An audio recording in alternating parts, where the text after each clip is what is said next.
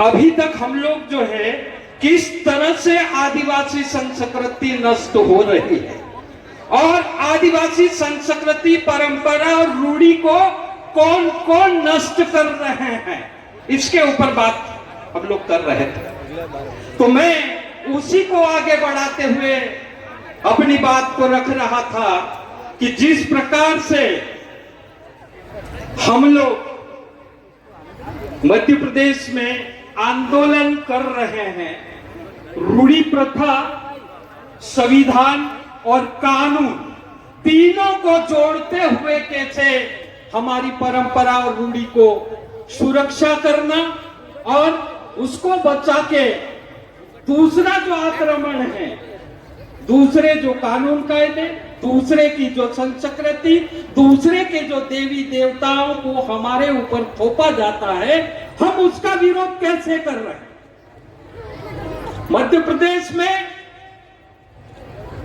मध्य प्रदेश की सरकार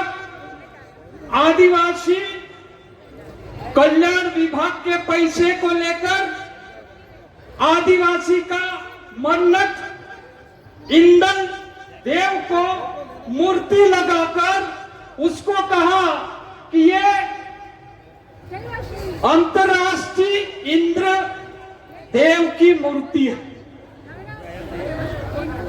हम लोग ने उसका विरोध किया, उसका उद्घाटन मुख्यमंत्री करने आ रहे हैं। मुख्यमंत्री के नाम पर हमने थाने में जाकर एफआईआर दर्ज करवाने की मांग रखी कि मध्य प्रदेश का मुख्यमंत्री आदिवासी के देव, आदिवासी के पूजा पद्धति, आदिवासी की संस्कृति, आदिवासी की परंपरा को नष्ट करने के लिए हमारे गांव में आ रहा है, इसलिए इसके ऊपर जो है एट्रोसिटी एक्ट के तहत एफआईआर दर्ज होना चाहिए। एक साथियों, दूसरी बात कि वो मुख्यमंत्री को खबर हो गई तो नहीं आ, उसके बाद में वही इंद्रदेव को, जो इंद्रदेव अलग है, उसको अगर देखेंगे तो वो हिंदू का देव है, इंद्र देव हमारा देव है। इंद्रदेव का चरित्र क्या है हमको नहीं मालूम, लेकिन हमारा इंद्र भगवान चरित्रवान है, पवित्र है, उसकी पूजा पद्धति कैसे होती आप सब लोग जानते हैं। लेकिन वहां पर पंडितों को लगाकर पूजा पद्धति करना और उस मूर्ति में जान देने के लिए हमारे देश के प्रधानमंत्री माननीय नरेंद्र मोदी जी आ रहे थे। हम लोगों ने उसका विरोध किया कि आदिवासी की मूर्ति में ना तो जान डाली जा सकती, ना ही आदिवासी मूर्ति का पूजक है और ना ही आदिवासी मूर्ति की पूजा करेगा। ये जो हमारे गांव में जो मूर्ति लगी है, उस मूर्ति का जो मूर्ति को जो है जान देने के लिए प्रधानमंत्री आ रहे हैं, मतलब संवैधानिक रूप से आदिवासी के अधिकारों का हनन कर रहे हैं और आदिवासियों की संस्कृति और परंपरा को नष्ट कर रहे हैं। इनको तुरंत रोका जाए और अगर ये ऐसा करते हैं तो संवैधानिक रूप से आदिवासी की परंपरा को नष्ट करना, आदिवासी को देव को जो है दूसरे देव या दूसरी जात या दूसरा धर्म अतिक्रमण करना, मतलब आदिवासी की आस्था को ठेस पहुंचाना है। आदिवासी की ठेस पहुंचाना मतलब संवैधानिक गुनाह होता है, इसलिए प्रधानमंत्री के ऊपर भी केस होना चाहिए। ये काम भी हम लोगों ने किया है साथियों। दूसरी बात साथियों, अगर हम बात कर रहे थे यहाँ पर पैसा एक्ट की, रूढ़ी प्रथा की, और उसमें जो है परंपरा, जिस प्रकार से जो परंपरा है, वो परंपरा में हम लोगों ने कहा कि जिस प्रकार से हमारी परंपरा है, हमारी पूजा विधि है, वो पूजा विधि के साथ में हमारी शादी होती है। एक लड़की ने एक लड़के से शादी कर लिया, एक लड़के से शादी करने के बाद में वहां पर जो है उसके पिताजी ने थाने में जाकर एफआईआर दर्ज कर दी कि नाबालिग लड़की के साथ में उनने शादी कर। तो हमने कहा कि नाबालिग लड़की के साथ में शादी करना मतलब वो अपराध है, लेकिन हिंदू विवाह एक्ट के तहत वो अपराध है। आदिवासियों के लिए अभी तक कोई कानून नहीं बना, तो आदिवासियों के लिए विवाह का कानून नहीं है, इसलिए जो है आदिवासियों को शादी करने का अपना एक परंपरा है। वो शादी करने की उम्र उसकी तय नहीं होती। आदिवासी की उम्र कोई भी शादी करने की कानून में नहीं लिखा है, और अभी आदिवासी की शादी का कानून नहीं बना है। इसलिए हमने कहा कि आदिवासी की परंपरा के अनुसार शादी किया जाना वो गैर कानूनी नहीं है।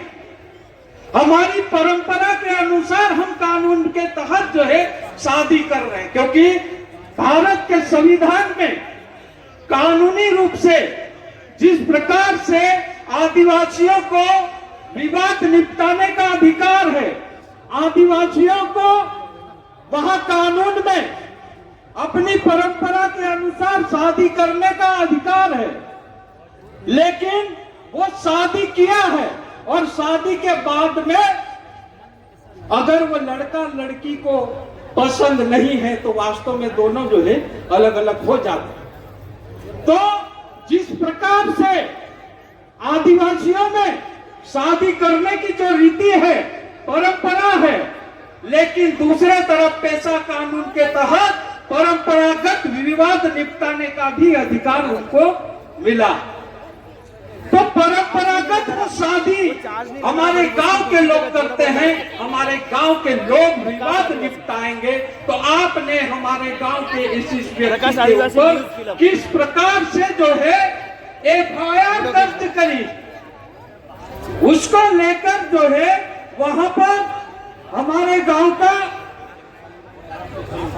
रूढ़िगत मुखियाओं ने पुलिस को नोटिस भेजा कि क्यों ना आपके ऊपर ऐसी कार्रवाई की जाए, क्योंकि जो है यहाँ पर जो है हमारी रूढ़ी प्रथा अनुसार जो है कार्रवाई हम लोग कर रहे हैं। इसलिए आप जो है हमारे गांव की रूढ़ी प्रथा में इस तारीख को हाजिर होकर स्पष्टीकरण दे, अन्यथा आपके ऊपर हमारी रूढ़िगत संस्था कार्रवाई करने के लिए मजबूर होगी। उसके बाद में पुलिस ने कानून को देखा, कानून के तहत पुलिस को जो है उस लड़के और लड़की को गिरफ्तार करने की जिम्मेदारी नहीं है, लेकिन जो है वो नोटिस जो रूढ़िगत संस्थाओं ने नोटिस दिया, उस नोटिस का जवाब जो है पुलिस ने नहीं दिया। और आखिर में जिस प्रकार से ग्राम सभा ने उनको नोटिस दिया, एसडीओ पीएसपी इन्होंने सारों ने विचार किया कि मध्य प्रदेश में पेशा कानून के तहत इनको विवाद निपटाने का अधिकार है, तो विवाद निपटाने का काम ये करेंगे, हम एफआईआर नहीं कर सकते। ऐसा पेशा एक्ट के तहत जो है उन्होंने जो है वहां पर पुलिस ने उस लड़के के नाम की जो एफआईआर थी उसका खात्मा काट दिया। तो ऐसा साथियों अगर लड़ेंगे संवैधानिक रूप से तो वास्तव में हमारी परंपरा बचेगी, और अगर हमारी शादी नहीं करना थी तो जैसे हम लोग सुन रहे थे कि जिस प्रकार से हमारे यहाँ छेवड़ा वाली परंपरा है कि छेवड़े पे बांध के उस लड़की को जो है उसके पिताजी के यहाँ भेज देते हैं, और ये चीज जो है आदिवासी समाज इस व्यवस्था को मान्यता देता है और कानूनी रूप से आदिवासी समाज जो है उसको मानता भी है। तो खूब खूब धन्यवाद।